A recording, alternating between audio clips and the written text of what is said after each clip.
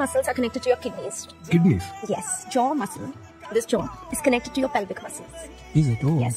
That's why right before menstruation, we start getting acne because they both are connected. What is TMJ? दांत में बहुत ज़्यादा pen होना. Okay. Jaw muscles are completely. ఏం చెప్తుందంటే మీ దవడ మసిల్స్ అంట పెల్విక్ మసిల్స్ కి కనెక్ట్ అయి ఉంటాయంట. కంటి మసిల్స్ ఏమో మీ కిడ్నీకి. ఇప్పుడు మీ పీరియడ్స్ వచ్చినప్పుడు ఇక్కడ అంతా యాక్నే వస్తాయి కదా, బికాస్ ఆఫ్ దిస్ కనెక్షన్. నేను ఎనటమీ డిస్టింక్షన్ వచ్చేలాగా బుక్ మొత్తం చదివా కానీ బుక్ మొత్తంలో ఎక్కడ లేదు ఈ పాయింట్ చూడలేదు. ఒకటైతే చెప్పొచ్చు, తిన బ్రెయిన్ తన మోకాలకి లింక్ అయి ఉన్నాయని. ఒక కేసు గురించి మీకు ఎక్స్ప్లెయిన్ చేస్తాను.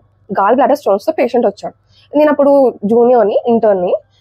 So the thing is, gall bladder stones ఉన్నాయి, పెయిన్ తో వచ్చారు. సింటమాటిక్ ట్రీట్మెంట్ కి మెడికేషన్స్ ఇచ్చారు. అతనికి రైట్ షోల్డర్ పెయిన్ కూడా ఉంది. ఆ పేషెంట్ ఏంటంటే, నాకు కుడి భుజం నొప్పిగా ఉంది, నాకు మందులు రాయండి అని. అదే the thing is, gall bladder stones వల్ల మీకు రిఫరల్ పెయిన్ అనేది ఈ రైట్ షోల్డర్ కే వెళ్తుంది. ఆ పేషెంట్ కి ఆ రైట్ షోల్డర్ మీద ఎటువంటి దెబ్బ తాకడం కానీ, ఎవరైనా గుద్దడం కానీ, పడడం కానీ ఏమీ లేదు. అలాంటప్పుడు దానికి బేసిక్ గా నెసెసిటీ మెడికేషన్ అవసరం లేదు. But the thing is, gall bladder stones అనేది సింటమాటిక్ ట్రీట్మెంట్ వల్ల అది కూడా తగ్గిపోతుంది. ఐ థింక్ ఎంత చెప్పినా కండిషన్ రిఫరల్ పెయిన్ అంటారు. దీనికి నాకు నిజంగానే కనెక్షన్ ఉంది, అందుకని పెయిన్ వస్తుంది. ఒకటి నర్వ్ రెండింటికి సప్లై చేస్తున్నాయి కాబట్టి ఇట్లా వస్తుంది అని చెప్పినా కూడా patient was not convinced. Ultimately మా సీనియర్స్ వాళ్ళకి ఒక నార్మల్ డైక్లోఫెనాక్ ఆయింట్మెంట్ రాసి ఇదొక మజిల్ పెయిన్ అని చెప్పేసి చెప్పి పంపిస్తే గానీ ఆయన కూల్ అవ్వలేదు.